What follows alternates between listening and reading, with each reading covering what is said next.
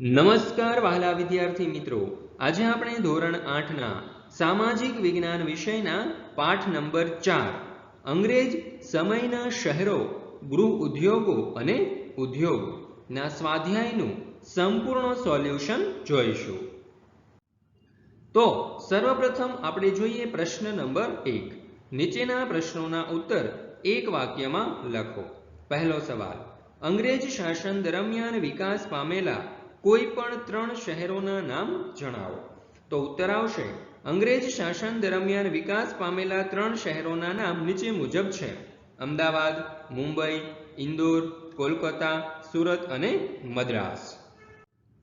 ત્યાર પછી જોઈએ બીજો સવાલ, ભારતમાં સર્વપ્રથમ રેલવે લાઇન કયા 2 શહેરો વચ્ચે શરૂ થઈ હતી? તો ઉત્તર આવશે, ભારતમાં સર્વપ્રથમ રેલવે લાઇન મુંબઈ અને થાણા આ 2 શહેરો વચ્ચે શરૂ થઈ હતી. ત્રીજો સવાલ, નવી દિલ્હીનું નિર્માણ અંગ્રેજ કાળમાં કયા પહાડી વિસ્તારમાં શરૂ થયું હતું? ઉત્તર, નવી દિલ્હીનું નિર્માણ અંગ્રેજ કાળમાં રાયસીના પહાડી વિસ્તારમાં શરૂ થયું હતું. ત્યાર પછી જોઈએ ચોથો સવાલ, ભારતમાં સર્વપ્રથમ કાપડ મિલ ક્યાં શરૂ થઈ હતી? ઉત્તર, ભારતમાં સર્વપ્રથમ કાપડ મિલ ઈસવીસન 1854માં મુંબઈમાં શરૂ થઈ હતી. ત્યાર પછી જોઈએ પ્રશ્ન નંબર 2. નીચેના પ્રશ્નોના ઉત્તર લખો. પહેલો સવાલ, અંગ્રેજ શાસનની શરૂઆતમાં ભારતીય ઉદ્યોગોની સ્થિતિ જણાવો. ઉત્તર, અંગ્રેજ શાસનની શરૂઆત થતાં આપણા પરંપરાગત ભારતીય ઉદ્યોગો જેવા કે સુતરાઉ કાપડ, શિલ્પ અને ધાતુકલા, ગરમ મસાલા વગેરે નાશ થવા લાગ્યા. ઇંગ્લેન્ડના આધુનિક કારખાનાઓના વિકાસના કારણે ભારતીય ગૃહ ઉદ્યોગની પડતી શરૂ થઈ. ભારતના સુતરાઉ અને રેશમી કાપડ ઉદ્યોગ કંપની શાસનમાં ટકી શક્યા નહીં. ઇંગ્લેન્ડના ઉદ્યોગોના વિકાસ માટે અંગ્રેજો ભારતના વધુને વધુ પ્રદેશો ઉપર શાસન સ્થાપવા માંગતા હતા. તેઓ ભારતને બજાર સમજતા હતા. ભારતમાં સસ્તા ભાવે ખરીદેલો કાચો માલ યુરોપ અને ઇંગ્લેન્ડમાં વધુ ભાવથી વેચીને કંપનીને મોટો નફો મળતો હતો. એટલે કે ભારતના ભોગે ઇંગ્લેન્ડના ઉદ્યોગોનો વિકાસ થયો હતો. આમ છતાં વૈજ્ઞાનિક સંશોધનોને કારણે 19મી સદીના અંતભાગમાં ધીમે પણ મક્કમ ગતિએ ભારતમાં શણ, સુતરાઉ કાપડ, લોખંડ પોલાદ, કાગળ, રસાયણ, ચામડા કમાવાના અને જહાજ બાંધવા જેવા ઉદ્યોગોનો વિકાસ થવા લાગ્યો. ઇંગ્લેન્ડ સરકાર આ ઉદ્યોગોના વિકાસ આડે આવતી હોવાથી તેની ગતિ ધીમી હતી. તેમ છતાં કાપડ અને લોખંડ પોલાદ જેવા ઉદ્યોગોનો સારો વિકાસ થયો હતો.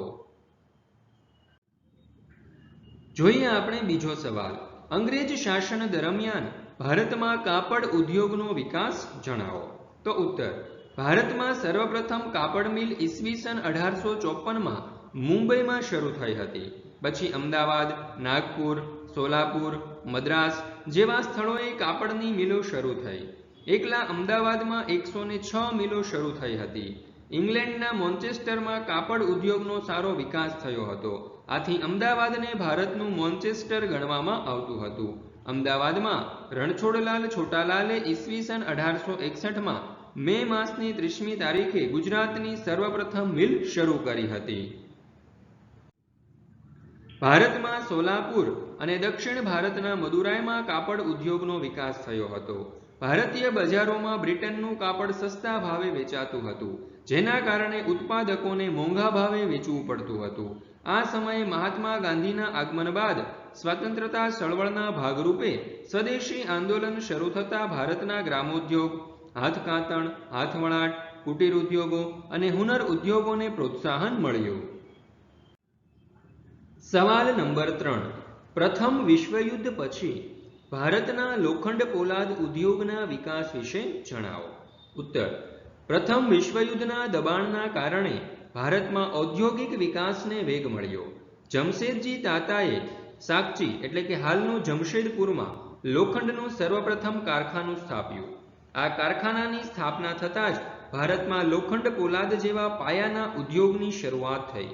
નવીન પદ્ધતિથી લોખંડનું ઉત્પાદન થવાથી ભારતમાં ભઠ્ઠીઓમાં પીગળાવીને બનાવવામાં આવતા લોખંડનો યુગ પૂરો થયો. કારણ કે એમાં કોલસાની ખૂબ જરૂર પડતી. અંગ્રેજોના નવા કાયદા મુજબ હવે જંગલમાંથી કોલસો મેળવવો મુશ્કેલ થયો. લોખંડ પોલાદના ઉત્પાદનની શરૂઆત થતાં બીજા ક્ષેત્રના ઉદ્યોગોની શરૂઆત થઈ.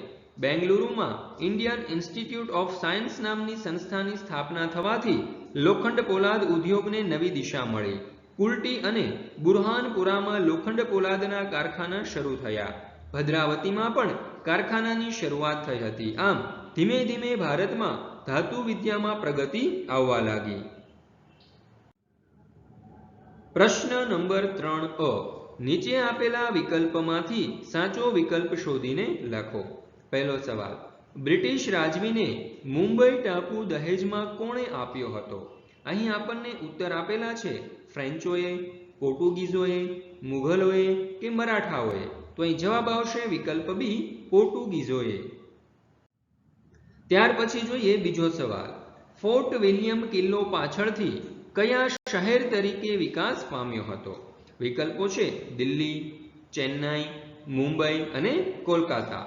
તો અહીં સાચો જવાબ આવશે વિકલ્પ ડી, કોલકાતા. ત્યાર પછી જોઈએ ત્રીજો સવાલ, કયા શહેરને ભારતનું મોન્ચેસ્ટર કહેવામાં આવતું?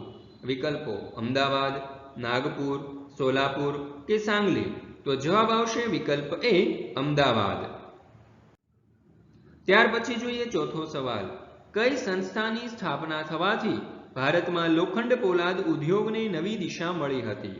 જોઈએ વિકલ્પ Indian institute of arts, Indian institute of management, Indian institute of science કે ઇન્ડિયન કોમર્શિયલ ઇન્સ્ટિટ્યૂટ. તો અહીં સાચો જવાબ આવશે વિકલ્પ C, Indian institute of science. હવે આપણે જોઈએ પ્રશ્ન નંબર 3 બ, જોડકા જોડો. અહીં આપણને અ અને બ એમ બે વિભાગો આપેલા છે. તો જોઈએ અ વિભાગમાં પહેલો પ્રશ્ન, લોખંડ પોલાદ ઉદ્યોગ. તો એને આપણે જોડીશું જમશેદપુર સાથે, કારણ કે ત્યાં એનો ઉદ્યોગનો વિકાસ થયો હતો. બીજું છે કાપડ ઉદ્યોગ, તેને આપણે જોડીશું અમદાવાદ સાથે, કારણ કે અમદાવાદમાં કાપડ ઉદ્યોગની સારી શરૂઆત થઈ હતી. ફોર્ટ સેન્ટ જ્યોર્જ, તેને આપણે જોડીશું ચેન્નાઈ સાથે, કારણ કે તે ચેન્નાઈ તરીકે ઓળખાય છે. અને ફોર્ટ વિલિયમ તે કોલકાતા તરીકે આજે ઓળખાય છે. તો બાળ મિત્રો, પાઠ નંબર 4 નો ધ્યાનપૂર્વક અભ્યાસ કરવા બદલ આપ સર્વનો ખૂબ ખૂબ આભાર. ફરી મળીશું આપણે પાઠ નંબર 5 ના સ્વાધ્યાયના સંપૂર્ણ સોલ્યુશન સાથે.